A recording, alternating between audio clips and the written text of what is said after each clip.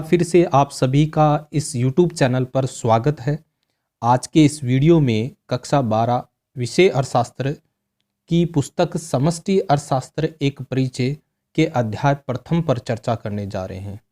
आज के इस वीडियो के अंतर्गत हम अध्याय प्रथम में सबसे पहले जानेंगे कि आखिर समष्टि अर्थशास्त्र का अर्थ क्या है। दूसरी बात हम जानेंगे कि समष्टि अर्थशास्त्र का उद्भव कब हुआ, अर्थात समष्टि अर्थशास्त्र की जानकारी हमें कब हुई। ऐसा क्या हुआ कि समष्टि अर्थशास्त्र को एक अलग शाखा के रूप में पहचान मिली। इसके अंतर्गत हम ये भी जानने का प्रयास करेंगे कि समष्टि अर्थशास्त्र का जब उद्भव नहीं हुआ उससे पहले अर्थशास्त्रियों की क्या विचारधारा रही। इन तमाम बिंदुओं पर इसके अंतर्गत चर्चा करेंगे। लेकिन आपको 1929 की एक घटना को ध्यान में रखना है, 1929 की महामंदी, क्योंकि 1929 की महामंदी से पहले समष्टि अर्थशास्त्र एक अलग शाखा के रूप में पहचान नहीं थी। उसे व्यष्टि अर्थशास्त्र के रूप में है, उसके एक विस्तार के रूप में जाना जाता था। लेकिन 1929 की महामंदी के पश्चात समष्टि अर्थशास्त्र को एक अलग शाखा के रूप में पहचान मिली। तो 1929 की जो महामंदी है उस पर भी हम चर्चा करेंगे। लेकिन उससे पूर्व कुछ अर्थशास्त्री हैं जिनके अंतर्गत आपकी परीक्षा में प्रश्न पूछे जाते हैं, उन पर भी चर्चा करते हैं। सबसे पहले आपको एक यहाँ से भी प्रश्न बन सकता है कि आधुनिक अर्थशास्त्र का जनक किसको माना जाता है, एडम स्मिथ। तो इसको भी आपको ध्यान में रखना है। एक इसके अंतर्गत उनकी पुस्तक का नाम ये भी आपसे पूछा जा सकता है, और पुस्तक है राष्ट्र की संपत्ति की प्रकृति और कारणों की जांच, जो कि 1776 में प्रकाशित हुई। The inquiry into the nature and causes of the wealth of nation. तो ये पुस्तक है, इसका भी आपको नाम ध्यान में रखना है। उस समय इसका विषय राजनीतिक अर्थशास्त्र के रूप में जाना जाता था इसे, और ये स्कॉटलैंड के निवासी थे। तो एक तो आपको यहाँ से प्रश्न बनता है कि आधुनिक अर्थशास्त्र का जनक किनको माना जाता है, एडम स्मिथ को। दूसरा इनकी पुस्तक का नाम। इसके बाद एक अर्थशास्त्री और है जिनके बारे में आपको ध्यान में रखना है, क्योंकि समष्टि अर्थशास्त्र एक अलग विषय में पहचान हुई जिसमें महत्वपूर्ण योगदान इन्हीं अर्थशास्त्रियों का था। 1929 की महामंदी के बाद ब्रिटिश अर्थशास्त्री जॉन मेनार्ड किन्स की एक पुस्तक है रोजगार, ब्याज और मुद्रा का सामान्य सिद्धांत, the general theory of employment, interest and money, जो कि 1936 में प्रकाशित हुई। तो ये मेनार्ड किन्स की पुस्तक का आप नाम ध्यान में रखना। और 1929 की महामंदी के बाद इस पुस्तक के पश्चात एक समष्टि अर्थशास्त्र को एक अलग शाखा के रूप में पहचान हुई। तो इन दोनों अर्थशास्त्रियों से आपसे प्रश्न पूछा जा सकता है। अब हम चलते हैं कि ऐसा क्या हुआ जिसके कारण एक अलग शाखा के रूप में समष्टि अर्थशास्त्र को पहचान हुई। तो उससे पहले हम बात करने जा रहे हैं कि 1929 से पूर्व क्या था। जैसा कि हम जानते हैं 1929 की महामंदी, अब महामंदी क्या होती है उसके बारे में भी हम विस्तार से चर्चा आगे करने जा रहे हैं। से पहले समष्टि अर्थशास्त्र की अवधारणा अस्तित्व में नहीं थी। यानी कहने का तात्पर्य यह है कि समष्टि अर्थशास्त्र को एक अलग विषय के रूप में पहचान नहीं मिली थी। परंतु ऐसा नहीं है कि समष्टि अर्थशास्त्र को था ही नहीं। ये जो समष्टि अर्थशास्त्र है उसको व्यष्टि अर्थशास्त्र का एक विस्तार माना जाता था। यह अर्थशास्त्र की एक अलग शाखा के रूप में अस्तित्व में नहीं थी, केवल व्यष्टि अर्थशास्त्र का ही एक पार्ट मान लिया जाता था इसको। क्यों?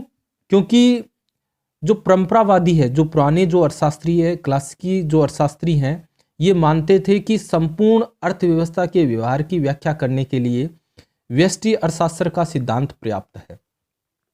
व्यष्टि अर्थशास्त्र, जिसकी हम आगे और भी चर्चा करेंगे कि व्यष्टि अर्थशास्त्र यानी माइक्रो इकोनॉमिक्स क्या होता है और समष्टि अर्थशास्त्र अर्थात मैक्रो इकोनॉमिक्स क्या होता है, इनमें क्या डिफरेंट है। लेकिन यहाँ मुख्य रूप से हम यही बात करेंगे कि व्यष्टि अर्थशास्त्र के अंतर्गत सूक्ष्म इकाई यानी किसी व्यक्तिगत इकाई का अध्ययन किया जाता है। एक उपभोक्ता हो, एक उत्पादक हो, एक फर्म हो, उनका अध्ययन किया जाता है। तो परंपरावादी जो अर्थशास्त्री है उनका मानना था कि हमें समष्टि अर्थशास्त्र की कोई आवश्यकता नहीं, हम केवल व्यष्टि अर्थशास्त्र से ही काफ़ी है और इसी के आधार पर हम एक समष्टि अर्थशास्त्र का एक निर्णय ले सकते हैं। उनके अंतर्गत उन्होंने इसमें अपने कुछ पक्ष में कुछ तर्क दिए हैं, उन पर भी हम चर्चा करने जा रहे हैं। पहला तर्क देखें कि व्यष्टि अर्थशास्त्र हमें सिखाता है कि प्रत्येक व्यक्ति, और यहाँ ये मानकर चलते हैं कि जो अर्थव्यवस्था है वो बाजार आधारित अर्थव्यवस्था है। बाजार आधारित अर्थव्यवस्था कौन सी होगी? जिन पर निजी व्यक्तियों का अधिकार होगा, अर्थात मुक्त अर्थव्यवस्था, यानी सरकार का किसी प्रकार से उस पर हस्तक्षेप न हो। इसके अंतर्गत इन्होंने बात की कि प्रत्येक व्यक्ति है वो अपनी जो दी हुई आय है उससे अपनी जो संतुष्टि है उसको अधिकतम करता है। पहला पक्ष तो ये, तो इस आधार पर हम सभी व्यक्तियों का एक निर्णय ले पाएंगे कि जब सारे व्यक्ति अपनी आय के अनुसार अपनी संतुष्टि है उसको अधिकतम करते हैं, उसके आधार पर हम एक कल्याण की धारणा बना लेते हैं। दूसरा, व्यक्तिगत संतुष्टि या कल्याण अधिकतम होने का अर्थ है कि अर्थव्यवस्था में सभी व्यक्तियों का कल्याण क्या होगा? अधिकतम होगा। इसका अर्थ है, जो तात्पर्य है वो सामाजिक कल्याण के अधिकतमकरण से है। यानी अगर एक व्यक्ति को संतुष्टि अधिकतम मिल रही है तो इस आधार पर सभी व्यक्तियों को संतुष्टि क्या मिलेगी? अधिकतम मिलेगी। तो इस आधार पर उन्होंने केवल व्यष्टि अर्थशास्त्र को ही मान्यता दी। व्यष्टि अर्थशास्त्र के आधार पर ही निर्णय हम समष्टि अर्थशास्त्र के ले लेंगे, इसके लिए समष्टि अर्थशास्त्र की अलग से कोई आवश्यकता नहीं है। तीसरा, इन्होंने माना यदि सामाजिक कल्याण अधिकतम होता है तो अर्थव्यवस्था के दुर्लभ संसाधनों का इष्टतम प्रयोग होता है। व्यष्टि अर्थशास्त्र हमें पुनः ये सिखाता है कि एक मुक्त अर्थव्यवस्था में या पूर्ण प्रतियोगिता के अंतर्गत सभी बाजार संतुलन की अवस्था में होते हैं, अर्थात जो श्रम की मांग है वो श्रम की पूर्ति के बराबर है, यानी पूर्ण रोजगार की स्थिति है। ये सबसे महत्वपूर्ण बिंदु है। जो परंपरावादी, जो प्राचीन, जो क्लासिकल अर्थशास्त्री हैं उनका ये मानना है कि अर्थव्यवस्था में बेरोजगारी की स्थिति नहीं होती है, श्रम की मांग श्रम की पूर्ति के बराबर होती है, यानी पूर्ण रोजगार की स्थिति बनी रहती है।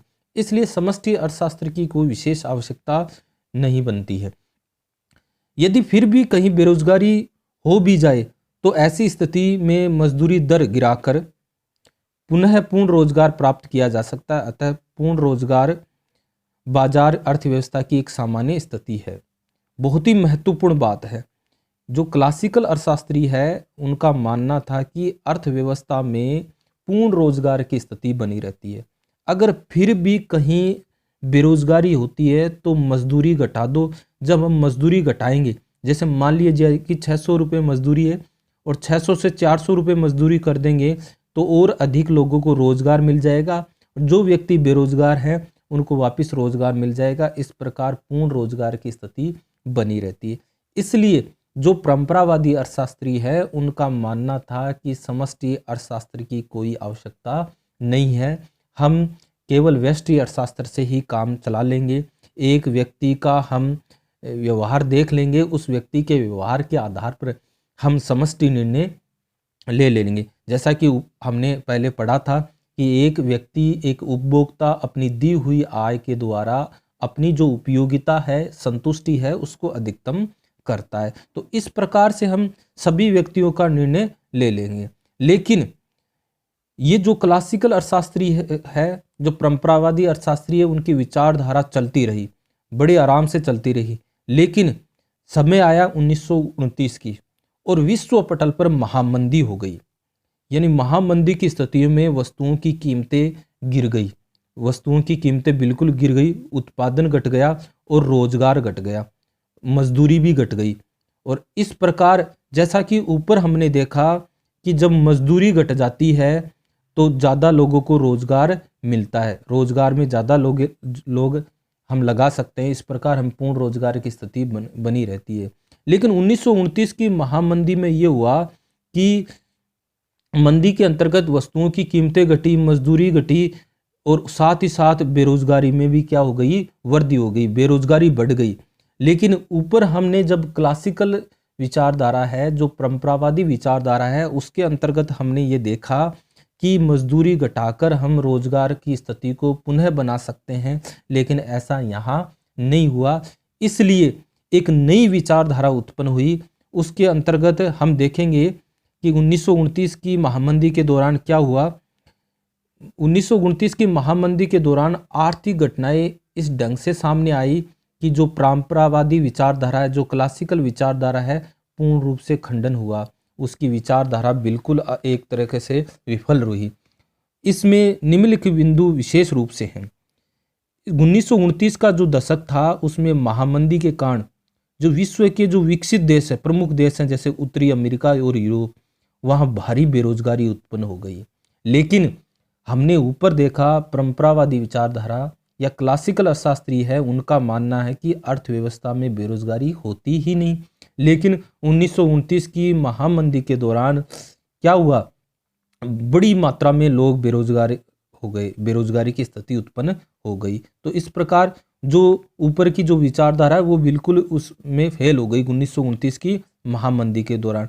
आगे हम देखेंगे कि 1929-33 की अवधि के बीच संयुक्त राज्य अमेरिका में जो बेरोजगारी की दर है वो 3 से 25% तक की वृद्धि हुई। यानी इतनी रेट के अनुसार, इतनी दर के आधार पर बेरोजगारी बढ़ी, लोग ज़्यादा से ज़्यादा बेरोजगार होने लगे। और जीडीपी, सकल घरेलू उत्पाद, आगे हम बात करेंगे कि सकल घरेलू उत्पाद क्या होता है, अध्याय सेकंड में विस्तार से इस पर चर्चा करेंगे।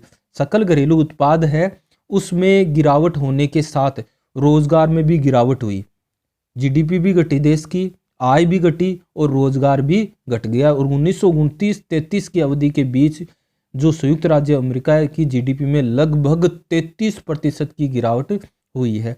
तो आपसे परीक्षा के अंतर्गत 1929 की महामंदी के बारे में भी पूछा जा सकता है। तो आपके दिमाग में एक अलग से एक कंसेप्ट बना होगा कि समष्टि अर्थशास्त्र क्यों आया, क्योंकि हमने देखा कि 1929 के पहले परंपरावादी विचारधारा प्रचलित थी और उनका मानना है कि सभी लोग रोजगार में, यानी पूर्ण रोजगार की स्थिति बनी रहती है। और अगर पहले तो कोई व्यक्ति बेरोजगार नहीं होगा, फिर भी कहीं बेरोजगारी है तो मजदूरी घटाकर हम रोजगार में वृद्धि कर सकते हैं। लेकिन 1929 की जो दशक है, 1929 में विश्व पटल पर महामंदी आई और ज़्यादा से ज़्यादा लोग बेरोजगार हुए, देश की जीडीपी में गिरावट हुई, देश की आय में गिरावट हुई और जो परंपरावादी विचारधारा थी वो बिल्कुल विफल हो गई। और एक नए विषय के रूप में हम देखेंगे कि समष्टि अर्थशास्त्र का उद्भव हुआ। और समष्टि अर्थशास्त्र का जो उद्भव हुआ उसमें महत्वपूर्ण योगदान है, आप देखेंगे जॉन मेनार्ड किन्स को जाता है और उनकी जो पुस्तक है रोजगार, ब्याज और मुद्रा का सामान्य सिद्धांत, the general theory of employment, interest and money, जो 1936 में प्रकाशित हुई और समष्टि अर्थशास्त्र को एक अलग विषय के रूप में पहचान मिली। आगे हम इसके बारे में जानेंगे कि समष्टि अर्थशास्त्र होता क्या है। हम नेक्स्ट वीडियो में इस बात पर भी चर्चा करेंगे कि व्यष्टि और समष्टि अर्थशास्त्र में अंतर क्या है। इसके साथ ही साथ इसके अंदर आपकी अध्याय में पूंजीवादी अर्थव्यवस्था की विशेषता क्या है, इससे भी आपको प्रश्न पूछा जा सकता है, तो इसके बारे में भी हम चर्चा करेंगे। अर्थव्यवस्था के 4 क्षेत्र हैं, उनके नाम आपसे पूछे जा सकते हैं। अर्थव्यवस्था के 4 क्षेत्र कौन कौन से हैं, आप इनके नोट्स बनाइए, आपकी किताब के अंदर दिए गए हैं। और पूंजीवादी अर्थव्यवस्था की क्या विशेषता है उसके बारे में, और आर्थिक एजेंट क्या हैं, इनसे भी आपसे प्रश्न पूछे जा सकते हैं। तो इस प्रकार आज के लिए बस इतना ही। धन्यवाद।